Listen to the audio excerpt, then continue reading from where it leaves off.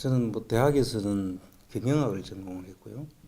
대학원에서는 정책학을 포함한 행정학을 했습니다. 그 이제 26개 행정고시 합격해가지고 출발을 세무공무원으로 출발을 해가지고 대구지방국세청장까지 이제 역임을 했고요. 그 사이에 이제 청와대 김대중 정부의 청와대에 들어가서 민정비서실에 4년을 있었고요. 노무현 정부까지 연결해서 2년을 정책실에 있었습니다. 그래서 민정과 정책을 같이 두 대통령을 다 모셨습니다. 네. 그래서 그것 때문에 나중에 문제도 되기도 했습니다. 그래서 다시 국세청으로 돌아와서 국제조세관리관, 국세청장까지 지냈습니다. 그리고 그 사건 이후에 퇴직을 하고 다시 이제 그 일로 인해 가지고 시민단체 일을 지금 어떤 사건 이후에 퇴직을 하셨어요? 이제 그 당시에 이명박 씨의 도곡동 땅 문서를 제가 대구지방국세청장으로 포스코 건설 조사를 할 때 우연히 이제 그 직원들이 조사하는 과정에서 저한테 그 문서를 보고를 하게 됐고, 그거를 제가 이명박 뒷조사를 한 사람으로 뒤에 저를 몰아갔습니다. 그래서 이제 사실 제가 뒷조사 할 일도 없고 하지도 않았는데 저를 뒷조사한 사람으로 공직 퇴출을 시키려고 하는데 그것을 빌미로 해가지고 저를 감찰을 했고, 거기에 저항을 하니까 이제 검찰로 보내가지고 이제 완전히 다른 가족이 하는 haranga 연결시켜가지고 저를 이제 그림 강매했다라고 예, 그렇게 이제 해서 억울하게 한 2년 옥고를 치렀습니다. 아, 그러셨어요? 그렇습니다. 그래서 그 이후에 제가 이 검찰, 언론, 국세청 이 권력기관들이 정치적 그 목적을 위해서는 수단과 방법을 안 가린다는 생각을 하게 됐고, 그동안 평범하게 살아오던 공무원 생활을 그걸 계기로 해서 제가 완전히 새로운 인생을 살고 있는 셈입니다.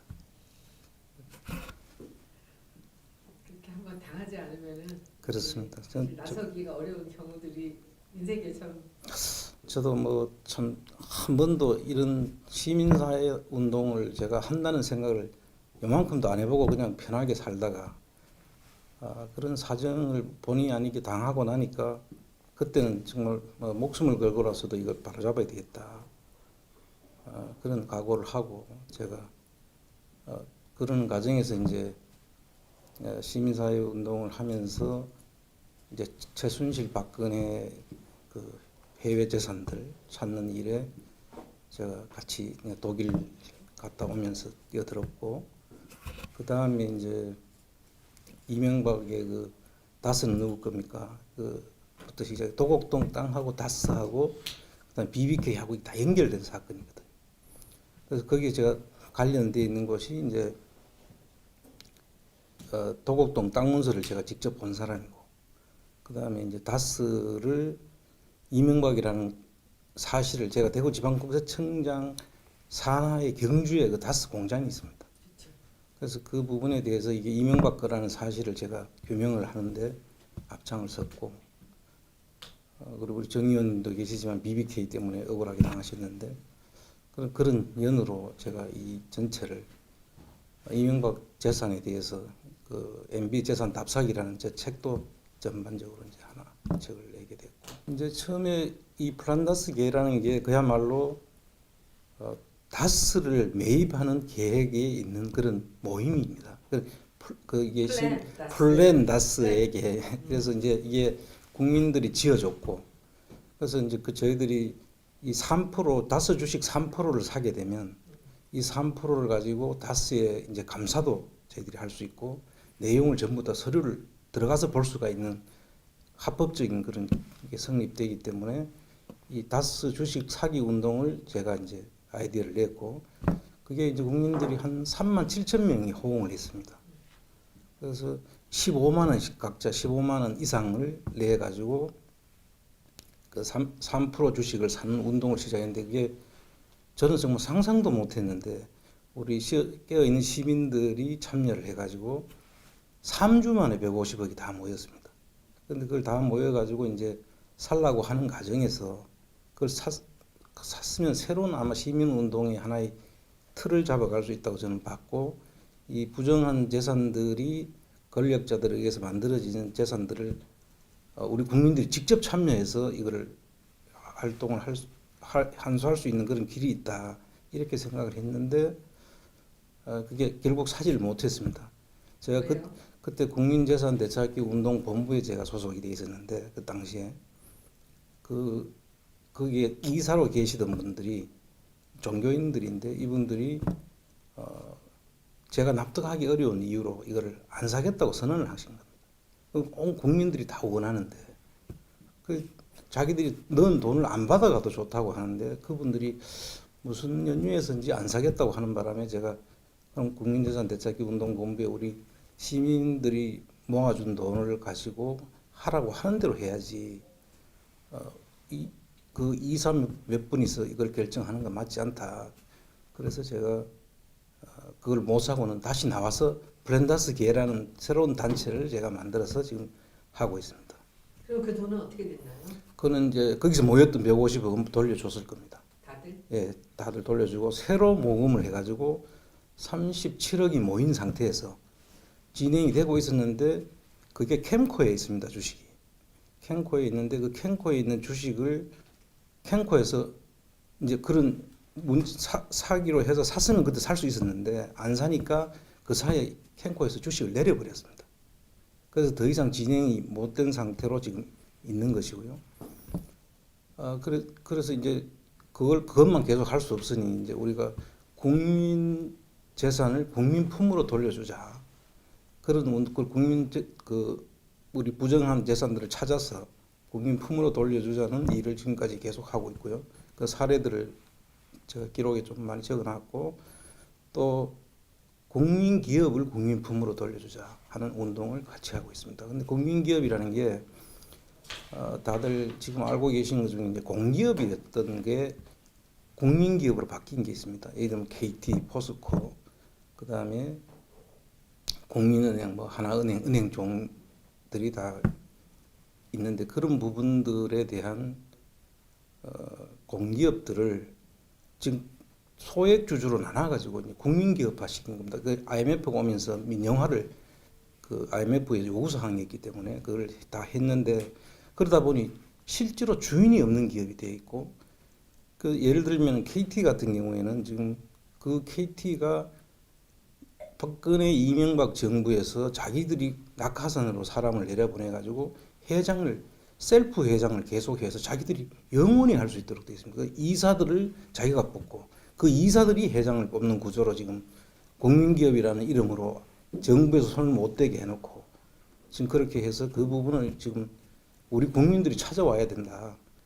그래서 그 방향 운동을 계속 지금까지 하고 있고요. 포스코도 마찬가지입니다. 포스코도 국민은행도 마찬가지고 그래서 이 금융권 비리들도 다 거기서 출발을 하고 있고 그걸 할 수 있도록 도와주는 게 금감원, 국세청, 검찰입니다. 그래서 이 정부의 기업들 구조들을 제대로 잡지 않으면은 절대 개혁은 이루어질 수 없고 그 사람들이 전부 다 이명박 박근혜 정부에서 그대로 넘어온 사람들이 정부만 바뀌었지 안에 그 공무원들은 그대로 있습니다. 그 사람들하고 같이 다 움직였던 사람들이기 때문에 이 사람들을 정리하지 않으면 진짜 개혁은 전혀 안 된다. 그분들이 안 산다고 돌려주겠다고 결정을 하고 난 다음에 제가 거기 단체에서 나왔는데 그분들이 돌려주겠다고 해서 이제 돌려주려고 하니까 안 받겠다고 하는 사람들도 있었던 것 같아요. 그들이 그 찾아가 돌려주려고 하면 보내는 계좌가 다 있기 때문에 돌려줄 수 있습니다. 지금도. 전혀 없고요. 지금 잘못 알고 계시는 게 이제 국민재산 되찾기 운동본부에서 150억 모았던 거는 돌려주기로 했고 아마 거기서 계속 지금 돌려주고 있을 겁니다. 지금도. 그 다음에 이제 거기서 전 나와서 별도로 근데 그분들이 돌려받아 가지고 들어온 사람도 있고 또 새로 참가했는 사람도 있고 해서 37억이라는 돈이 또 모였습니다. 그런 이제 막 모여가는 중에 이거는 단체 이름이 뭐죠? 블렌다스계입니다. 두 번째 플랜다스. 예, 첫 번째 전 국민재산 되찾기 운동본부 예. 속의 블렌다스계의 형태로 있었던 이 거죠. 플랜다스 개는 지금 사단법인인가요, 뭔가요? 그냥 단체입니다. 임의단체인가요? 예, 임의단체입니다.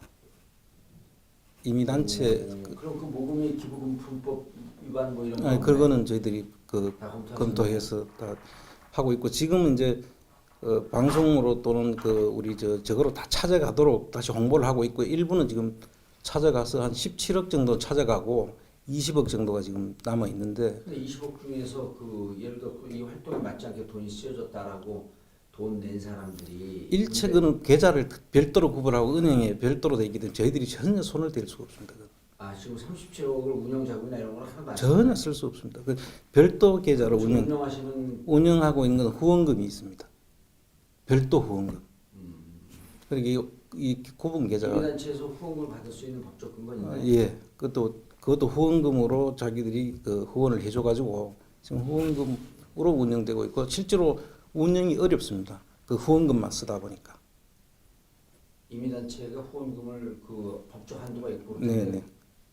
그 이제 5천원, 만원 이런 식으로 이제 들어오는 거죠. 그러니까 총액의 법적 한도가 그 있는 거로 알고 있어요. 1,000만 원 이상 되면은 뭐 서울시에 신고를 해야 되고 월 1,000만 원 이상 뭐 그렇게 되는데 그만큼 떼지를 않습니다.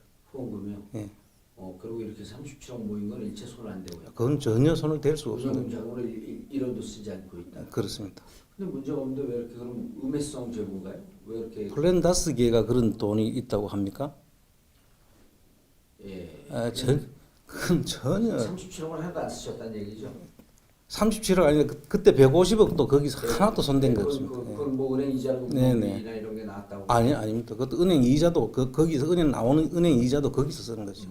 이 계좌하고 그럼 법적으로 아무 문제가 없다. 전혀 문제가 없습니다. 민주당하고 저는 제안도 안 들었고 제가 뭐 노크도 안 했고 이제 제가 한 거는 요번에 그 조국 사태 났을 때 이 사모펀드 사건을 이제 저희들이 제가 하고 있는 일 중에 사모펀드에 대한 분석을 하고 지금 사모펀드를 통해서 비자금이 많이 움직이고 있습니다. 예. 그래서 그 사모펀드가 박근혜 비자금이라고 할 수 있는 사모펀드 자베즈라는 사모펀드가 있고 그다음에 채태원 뭐 또 등등한 그 비리와 관련된 사모펀드들이 움직이고 있는데 그거를 왜 이런 아무것도 아닌 그 조국 사모펀드라고 하는 건 사모펀드라고 할 수도 없는 사모펀드인데 그걸 가지고 왜 이렇게 당하고 있느냐. 그래서 국감 때 또 국회에서 이걸 좀 움직여 달라고 해서 예 전 대표님한테 제가 가서 그 부분을 이야기를 했고 몇몇 국회의원들하고 이제 그 부분을 의논한 적은 있습니다. 그리고 민주당하고 제가 움직인 거는 지난 이번 문재인 대통령 할 때 대구 공동선대위원장을 가서 제가 그래서 활동을 했는 거 당직을 안 가지고 있습니다. 지금 민주당에서 이번에 총선에 나가라거나 문제는 없습니다. 비례대표 안 총장님 정도의 그 스펙이면 그런 제안도 들어올 만한데 김원준 씨하고는 자주 안 만나나 보죠? 요즘 방송 거의 안 하고 있고요. 지금 이렇게 사이가 안 좋아진 건가요? 어떻게 된 건가요? 사이가 안 좋다기보다 뭐 연락을 하면 서로 연락을 할 수 있고요. 네. 사이가 안 좋아진 건 전혀 없고요. 그때 이제 이 플랜다스 계획을 할 때 이제 방송은 김어준 방송을 통해서 제가 그걸 런칭을 했고 하다 보니까 김어준 씨가 많이 도와줬는데 그래서 이제 국민적인 되찾기 운동 보면서 안 산다고 하면서 중간에서 사실 김어준 총수가 좀 많이 노력을 했습니다. 그 돈이라도 이쪽 가져와서 그걸 살 수 있도록 하자. 이게 새로운 시민 운동을 새로 할 수 있는 기기다. 이렇게 했는데 그 이후에 이제 방송을 제가 조금 뜸했죠.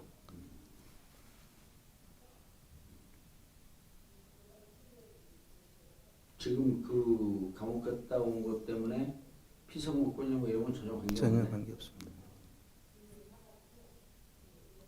국회의원님 뭘 하고 싶으세요? 뭐라고? 저는 사실 이제 국회의원이랑 사실 세금 문제, 세제 문제 이런 전문가 아니신가요? 그쪽은 뭐 최고 전문가라고 할 수 있죠. 근데 저는 사실 그쪽보다는 제가 이제 청와대 민정하고 정책에 있었지 않습니까? 거의 횟수로 7년인데 그 7년이 저한테는 있을 때 모르고 계셨었어요? 민정행정관하고 나중에 선임행정관까지 하고 이제 나왔습니다. 그런데 그때 당시에 민정에 있을 때 제가 이제 민정과 정책에서 사실 많은 큰 거를 보게 됐고 국세청이라고 하면 되게 좁은 시야지 않습니까? 그래서 그 부분들을 이제 보다 보니까 이제 이 금융과 이제 지금 이 권력자들이 돈을 만드는 방법 이런 것들을 주로 이제 그 정보 수집을 하고 그 조사를 하다 보니까 그쪽 일들에 지금 제가 좀 특화가 돼 있다고 봐야 돼요. 예. 저는 이제 뭐 어느 분야라기보다도 지금 저는 불법 재산을 찾아서 우리 국민들한테 정말 돌려주고 일이면 뭐 해서 있던 것들이 불법 네, 전부 다 지들끼리 다 해먹고 자기들 사유화를 해버린 그렇지. 거예요. 기업을. 그 좋습니다. 그 이거는 정말 이래서는 안 되는 일이라고 저는 생각하고 있고요. 근데 사실 이제 우리가 민주당도 그렇고 우리 민주 진영에서 잘 모르는 게 저 자유한국당 사람들은 이권에는 엄청 강한 사람들이에요. 그런데 지금 공기업 같은 저런 사람들이 공기업을 자기들이 사유하면은 저기 관련된 협력업체부터 시작해서 거기 그 근무하는 사람들까지 이게 선거에 엄청난 영향을 줄 수가 있습니다. 근데 지금 우리 문재인 정부는 그 공기업의 성격, 국민기업들은 어쨌든 민간기업이라고 프레임을 해가지고 우리 손은 안 된다고 선언을 해버리신 거예요. 그러니까 참 제가 볼 때 너무 답답한 일인데 민간기업들, 국민기업들이라도 하더라도 이게 결국 국민들이 자기가 주인으로서 할 수 없으니까 대통령이라도 나서 주셔야 된다는 거죠. 그래서 국민 자산이나 국민 기업 등등 이런 것에 대한 좀 성격 규정을 제대로 하고 국민 품으로 돌려준 지금 하는 활동을 예, 그대로 좀 예, 이어가고 싶다. 그렇습니다. 저는 뭐 그 자리가 어디든 간에 송사가 아까 제가 말씀드린 그 이명박 정부 내가 감옥 갔다 감옥 같은 건 클리어가 된 거예요? 결백이 예. 밝혀진 거예요? 예, 아니 결백을 가르쳐지지 않고 유죄가 되었고 유죄가 돼가지고 2년을 감옥을 살았습니다. 네. 감옥을 살았는데 그게 이제 내용을 이래 보시면 거기 이제 그 범죄 경력에도 나오는데 이제 집사람이 운영하던 하랑을 그림을 강매했다 제가. 하랑은 어디서 하셨나요? 집사람이 한 거는 저 평창동에서 이제 했고요. 네. 근데 이제 사실 우리 직원들은 제가 제 집사람이 하랑하는 줄도 몰랐거든요. 근데 내가 조사국장 하면서 그림을 강매했다 이렇게 이제 프레임을 씌웠는데 부인이 하는 화랑을 화랑한 줄 모르셨어요? 아니 직원들은 모르 제가 그런 이야기를 안 하니까 아 직원들이 몰랐어요. 직원들도 몰랐는데 제 뭐예요? 하랑 이름이 이제 가인하랑이라고 혹시 들어보셨는지 모르겠습니다. 가인하랑이라고 했는데 근데 그 거래했는 사람도 저도 모르는 사람들이고 근데 이제 그걸 갖다 붙인 거죠. 그림 강매를 붙였는데 그게 다 무죄가 됐습니다. 그게 다 무죄가 됐고 그러니까 이제 무죄가 되니까 뭐 그 별거로 촉발. 별건으로 이제 뭘 했는 기소할 때는 그림 강매로만 기소를 했는데 그 별건으로 뭘 했냐면 친구한테 빌린 돈이 있었어요. 그것도 집사람이 제 친구니까 가서 빌린데 그거는 빌린 돈은 차용금을 그 빌린 게 아니고 처음엔 뇌물로 그거를 저한테 뇌물로 이렇게 걸었는데 보니까 차용증하고 다 있고 그쪽에서 빌려줬다 하고 이야기를 다 하니까 빌려줬는 건 맞으나 안 주면 안 받으려고 했다 하는 그걸 걸어가지고 그게 한 사람이 김기동이하고 인간력이에요. 그 우리 민주 진영을 집어였는 그 전문가들이거든요. 그 두 놈이. 그래서 김기동이하고 인간력이가 그렇게 했고 또 세무사한테는 세무사 국세청 그 하고 먹고 살아야 되는데 그 압박을 줘가지고 안 준 돈 줬다고 해라. 그래가지고 줬다고 하는 특정한 장소도 없고 시간도 틀리고 다 틀린데도 그걸 유죄로 만들어가지고 저를. 근데 그 기록이 이 지금 국회의원으로서 문제가 있나요, 의원님? 없어요? 그냥 본인 감옥 갔다 온 것도 억울하게 갔다 왔지만 그것도 문제 없는 거죠 지금. 범죄 기록이 있다라는 것만 우리가 알고 들어가고. 제목은 뭐였었나요, 여러분 그때? 그때 이제 알선수재 뭐 변호사법 위반 뭐 이런 식으로 제가 그걸 보는 순간에 놀랐거든요. 직원들이 보고를 하는데 마지막에 올라와서 이제 제가 청장이니까 이제 직원이 제가 그걸 볼 수는 없지 않습니까? 직원들이 보고를 하니까 제가 이제 보고를 받는 건데 보고를 받는 순간부터 제가 사실 되게 이걸 내가 어떻게 해야 되지 하는 순간부터 공무원으로서 그 당시 시점이 다시 묘한 시점이었습니다. 2007년도거든요. 2007년도에 그때는 한나라당이 대통령이 되는 그런 거의 정해져 있을 때고 이명박, 박근혜가 둘이서 이제 막 경선을 하는 그런 중이었는데 그걸 이야기하는 순간에 이명박은 안 되는 거죠. 그럼 박근혜가 될 수도 있는 그런 상황이었는데 공무원이 그걸 가지고 이야기를 발표를 하게 되면 저뿐만 아니라 우리 직원들이 다 공무원으로서는 그만둬야 되는 그런 상황이 나오는 겁니다. 그래서 제가 고민을 하다가 그러고 그 내용을 보니까 1993년도에 사고 팔았는 자료예요. 예. 그러니까 우리가 2002년도에서 2003년도 분 조사를 하는데 93년도 건 조사 대상도 아니고 그래서 제가 그걸 있는 그대로 해서 돌려주라 우리가 조사와 관계없으니까 이렇게 했던 거죠. 그런데 그걸 가지고 내가 MB 뒷조사를 했다. 거꾸로 이렇게 이제 해가지고 전 정부 사람으로 몰아간 거죠. 지금 생각해도 지금 다시 그런 일이 생겨도 저는 뭐 똑같은 판단을 했을 겁니다. 그 당시. 고등학교 대구에서 졸업했습니다. 제가 그 사실 김대중 정부의 청와대 들어간 것부터가 이제 저쪽 사람들이 볼 때는 부역한 거죠. 제가 이제 대구 경북놈이 어떻게 그 김대중 정부에 가서 그 청와대 근무를 했냐부터 시작해서 또 노무현 정부까지 제가 연결해서 있다 보니까 그 사람들을 볼 때는 제가 눈에 까신 거예요. 그리고 또 공무원으로서는 또 승승장구를 하기도 했고요, 실제로. 그러다 보니까 이제 얘들이 볼 때는 제거 대상이 제가 되는 걸로 같고, 그래서 저를 이제 그런 방식으로 이제 몰아갔는데 방법이 없더라고요, 그 당시에. 저는 그런 뭐 정치적인 색깔이나 이런 거는 사실은 강하진 않았습니다. 정 의원님은 그 BBK 사건이라서 제가 기억을 하고 있고요. 제가 도곡동 땅부터 시작해서 이제 연결되다 보니 그렇고, 의원님은 그 목포에서 그렇게 고초를 당하실 때 이제 저희 집 사람이 하랑을 하다 보니까 그 또 전공은 뭘 했냐면 그 건축 디자인을 전공을 하셨어요. 그러니까 이제 그 이야기를 하면서 저거는 정말 해야 되는 일인데 도대체 그런 이야기를 들으면서 이게 진영 싸움이 되면은 참 어쩔 수 없이 고생 많으신 것 같습니다. 국세청의 그 밑에 직원들은 사실은 성실하고 고생 많이 합니다. 대부분의 직원들은. 그런데 이제 그 관리자급 위에 그 몇몇 그 악들이 이제 있는데요. 그 사람들이 참 그 사람들이 움직이면 지금 밖에서 알기로는 검찰이 모든 걸 다 하는 걸로 알고 계시지만 사실 그 속에는 국세청과 금감원이 들어있는 거예요. 검찰이 조사 능력이 다 되는 게 아닙니다. 그렇죠. 국세청 직원하고 금감원 직원들을 동원해서 만듭니다. 거기서 모든 게 나오고. 예, 모든 걸 그렇게 하기 때문에 지금 실제로 검찰 개혁 속에는 국세청 개혁과 금감원 개혁이 들어가야 됩니다. 너무 좋네요. 네. 국세청 개혁과 금감원 개혁 그게 사실 그게 선행되지 않으면요, 검찰 개혁 그리고 검찰 개혁의 요체는 제가 이제 이걸 당해 보니까 검찰 개혁의 요체는 정관예우예요. 저는 이제 본의 아니게 이 저 세무 쪽인데 이 사건을 당하면서 검찰에 대해서 전부 다 이제 당해 보시니까 이제 전문가가 되듯이 저도 이제 검찰 법원에 대한 이 고민도 많이 해보고 이게 왜 이래 될까. 이 공무원이라는 게 참 그렇더라고요. 한번 그래 공무원 생활하니까 모든 게 공적으로 먼저 생각을 하게 되는 거예요.